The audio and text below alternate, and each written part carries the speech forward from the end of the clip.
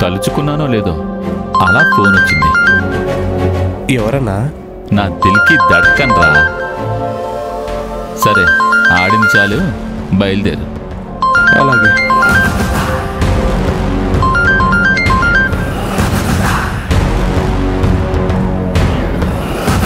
Hello, నేను ఆనందిని. ఇవాళ ఏంటి గాలి నా వైపు వీచింది? నేను నీతో ఒక ముఖ్యమైన విషయం గురించి మాట్లాడడానికి ఫోన్ చేశాను.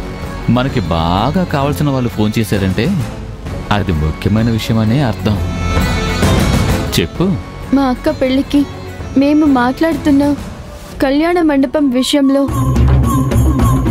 గొడవ చేస్తున్నామని మా నాన్న చెప్పారు. చెప్పాడా? మా అప్పన్న మామకి బుర్ర స్లో గాని నోరు స్పీడే. అందుకే నన్నెప్పుడూ ఒక శకుని చూసినట్టు చూస్తాడు. ఎప్పుడు చూసినా నా మీద కై కై అంటూ కాలు దువ్వుతాడు. ఆయనకున్న ఆ చెడ్డ గుణమే ఇవాళ కళ్యాణ మండపం చేజార్చుకున్న స్థితికి తీసుకొచ్చింది. ఎందుకు ఇలా చేస్తున్నావు? ఏం సాధిద్దామని? నేను చేసిన తప్పేంటి?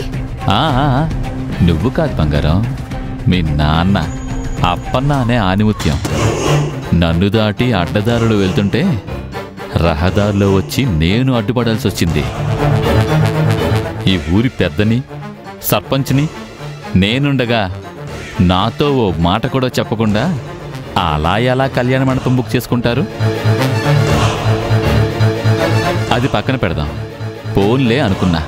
కానీ ఊర్లో గడప గడపకి వెళ్ళి శుభలేఖలు ఇచ్చిన మా అత్తమామలు నా ఇంటికి రాలేదు, నా గడప తొక్కలేదు. అలా చేయడం అంటే నా అహం దెబ్బతీయడమే కదా.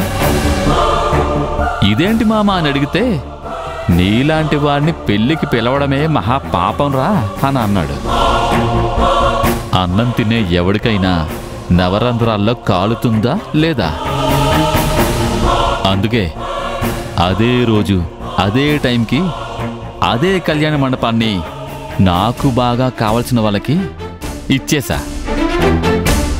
ఇక అమృత పెళ్ళి గోవిందా గోవిందా. ఈసారి కూడా మీ అమృతక్క పెళ్లి ఆగిపోతే ఇక మీ నాన్న కైలాసమో వైకుంఠమో చేరడం ఖాయం. సింహాద్రి